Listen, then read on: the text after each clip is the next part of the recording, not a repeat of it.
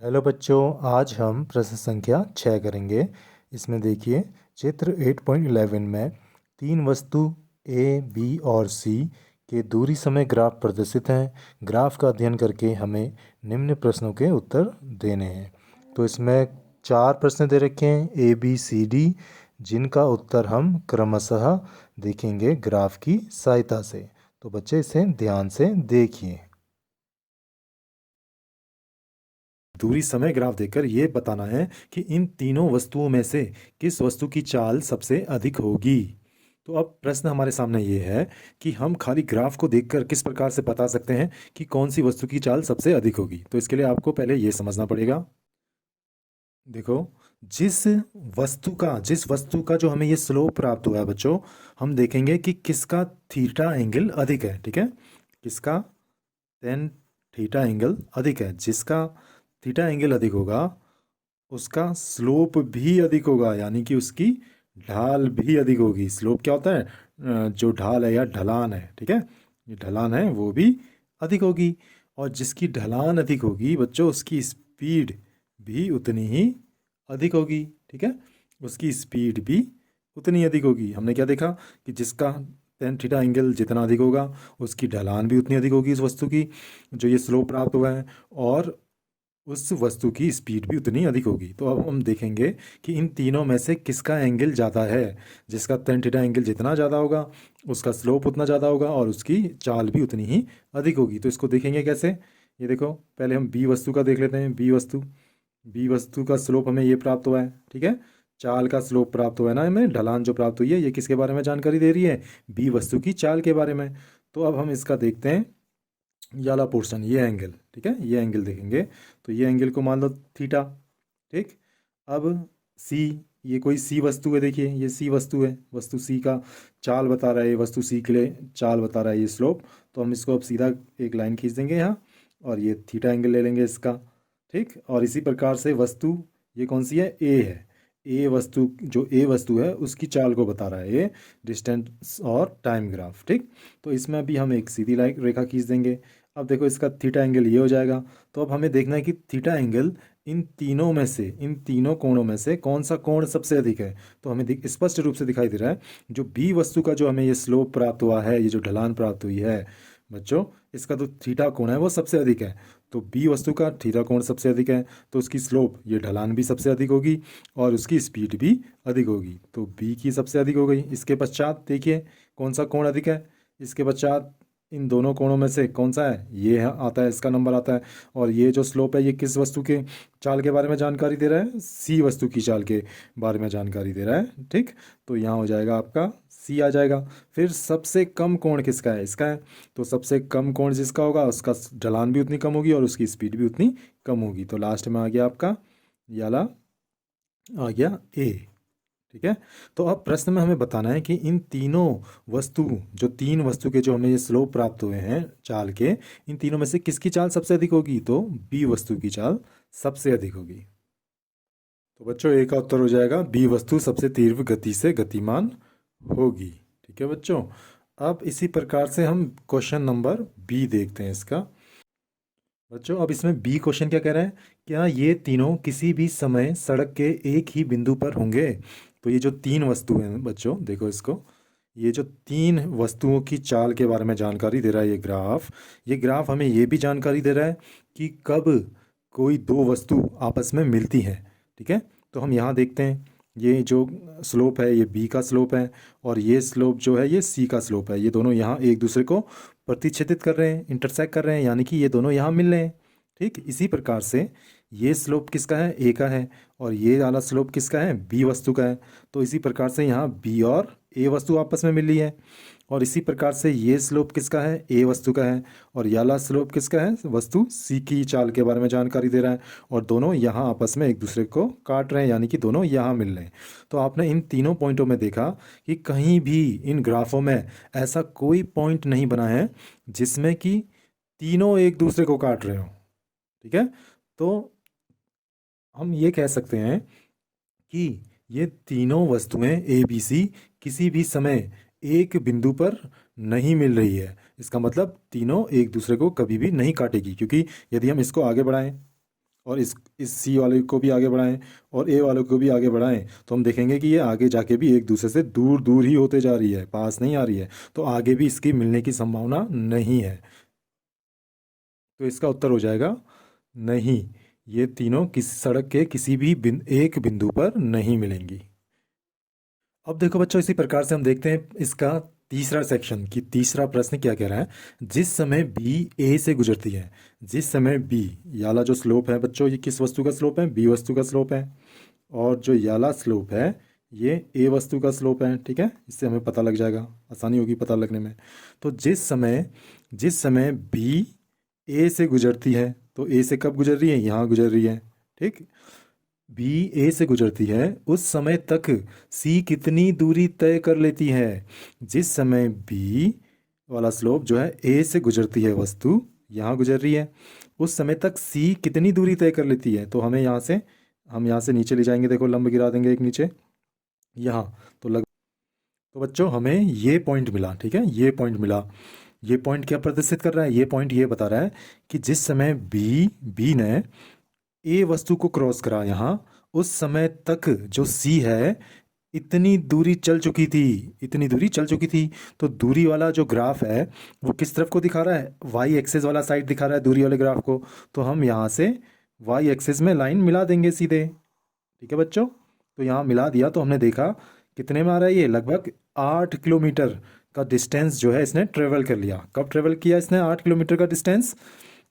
जो सी वस्तु है इसने इस पॉइंट तक जो है 8 किलोमीटर की दूरी को तय कर लिया था, ठीक है। कब तय करा? जब बी ने जो है ए को इंटरसेक्ट करा, जब बी ने ए को काटा, उस टाइम जब बी ए से गुजरती है उस समय तक सी जो है 8 किलोमीटर की दूरी तय कर लेती है। अब देखो बच्चों, इसमें हमें यह बताना है कि उस समय तक सी द्वारा, जो सी वस्तु है उसके द्वारा कितनी दूरी तय कर ली गई। तो देखो सी वाला जो स्लोप है उसको देखो कहाँ से शुरू हो रहा है। इसका ओरिजिन ये है, सी वाले स्लोप का ओरिजिन, यानी कि इसकी शुरुआत यहाँ से हो रही है और यहाँ से शुरू हो रहा है। तो ये कितनी दूरी को तय कर ले रहा है तब तक? देखो इतनी दूरी तय कर लेगा लगभग यहाँ से यहाँ तक। अब हमें क्या ज्ञात करना पड़ेगा? इसके लिए हमें एक चीज़ ज्ञात करनी पड़ेगी। देखो जरा, जीरो, ये जो जीरो है, 0 से 4 तक, फिर 4 से 8 तक और 8 से 12 तक, प्रत्येक में जो ये वाई एक्सेस वाला साइड है ये किसको प्रदर्शित कर रहा है? डिस्टेंस, दूरी को प्रदर्शित कर रहा है। तो इसमें हम देखते हैं 0 से 4 तक कितने खाने हैं? 1 2 3 4 5 6 7। और इसी प्रकार से 4 से 8 तक कितने खाने हैं? 1 2 3 4 5 6 7। इसी प्रकार से 8 से 12 तक कितने खाने हैं? 1 2 3 4 5 6 7। तो देखो प्रत्येक इसमें 7 7 खाने हैं, ठीक है। तो जो ये खाने हैं, ये बॉक्सेस हैं, ये क्या बता रहे हैं?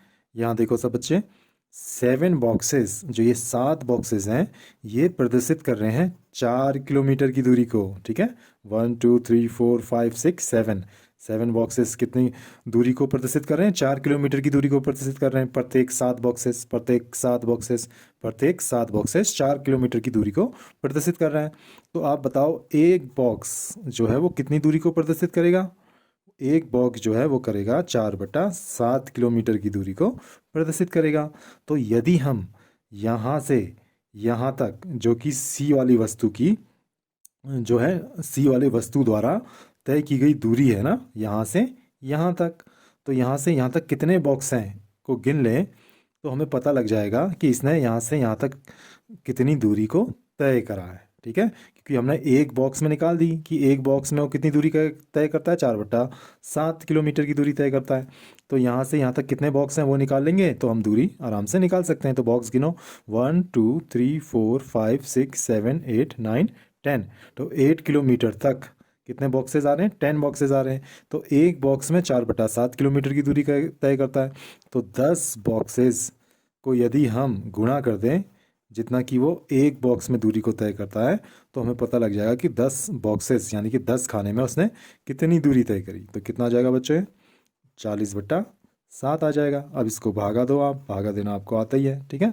40 यहाँ रख दिया, 7 यहाँ रख दिया, तो 7 5 या 35, माइनस करा 5 आ गया। छोटी संख्या है, ये छोटी संख्या है 7 से, तो यहाँ क्या दशमलव लगाना पड़ेगा, पॉइंट लगाना पड़ेगा, और यहाँ हम शून्य लिख लेंगे। तो कितने से जाएगा अब ये, 7 7 जा 49, फिर ये आ गया 1। तो इतना ही हम ले लेते हैं। तो ये आंसर आ गया आपका, कितना आ गया आंसर, आंसर आ गया आपका ये 5.7। ठीक है बच्चों, 5.7 उत्तर आ गया। इसी को हम दूसरे प्रकार से भी कर सकते हैं, इसी प्रश्न को हम दूसरे प्रकार से भी कर सकते हैं बच्चों। यदि हम क्या करें, इस पूरे में से 0 से 8 तक में से अगर हम इतने को घटा दें, इतना पोर्शन जो ये आ रहा है नीचे का शेष, क्योंकि सी की शुरुआत तो यहाँ से हो रखी है ना, सी वाले वस्तु की जो शुरुआत हुई है वो तो यहाँ से हो रखी है, ये इसका ओरिजिन पॉइंट है। तो ये जो एक्स्ट्रा बॉक्सेस हैं इनको घटा दें, किससे, 8 से, तो भी सेम उत्तर निकलेगा। देखो निकलेगा नहीं निकलेगा, अभी हम देखते हैं इसको। या 8 से हमने घटा दिया, कितने बॉक्सेस घटाएंगे, 1 2 3 4, क्योंकि इसकी ओरिजिन 4 बॉक्स ऊपर से है, तो 4 बॉक्स को घटा देंगे। तो 4 बॉक्स जो हमने घटाया, ये कितनी दूरी को प्रदर्शित करेगा, प्रत्येक बॉक्स कितनी दूरी को प्रदर्शित करता है, 4/7 को। तो 4 बॉक्स प्रदर्शित करेगा, 4 गुणा 4/7 की दूरी को प्रदर्शित करेगा। तो ये हो जाएगा आपका 8 - 4 4 जा 16/7। तो कितना आ गया बच्चों, इससे देखो, ये आपका आ गया 7 8 जा, कितना आ जाएगा यहाँ, 56 - 16/7 बराबर 6 6 0 आ जाएगा।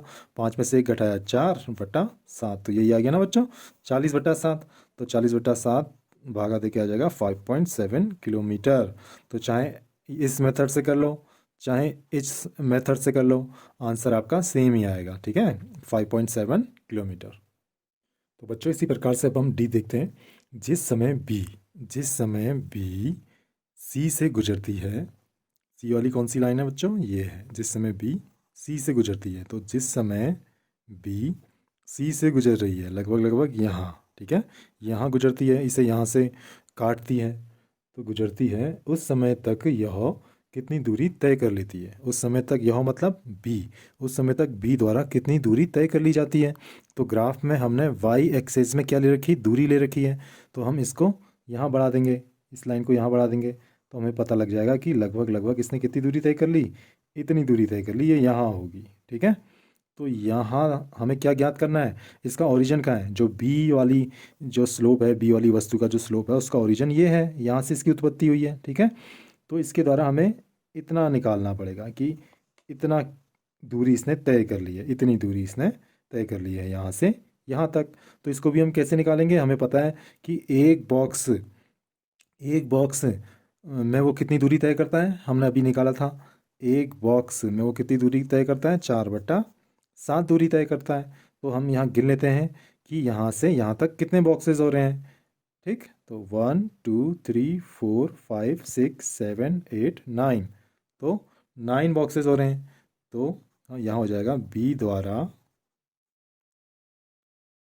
चली गई दूरी कितनी हो जाएगी, 9 बॉक्स हैं, 9 बॉक्स को यदि हम गुणा कर दें, जितना कि एक बॉक्स कितनी दूरी को प्रदर्शित करता है, 4/7 किलोमीटर की दूरी को प्रदर्शित करता है एक बॉक्स।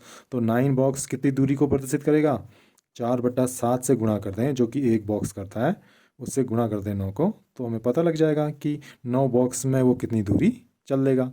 तो 9 4 जा 36/7, इसको भागा करके आएगा लगभग 5.142 किलोमीटर। देखो लगभग इतना डिस्टेंस ये ट्रेवल कर लेगा। ठीक है, कब ट्रेवल करेगा, जब बी जो है सी को प्रतिच्छेदित करती है या इंटरसेक्ट करती है, यानी कि जब बी सी से गुजरती है उस समय तक बी जो है 5.142 किलोमीटर के दूरी तय कर चुकी होगी। ठीक है बच्चों।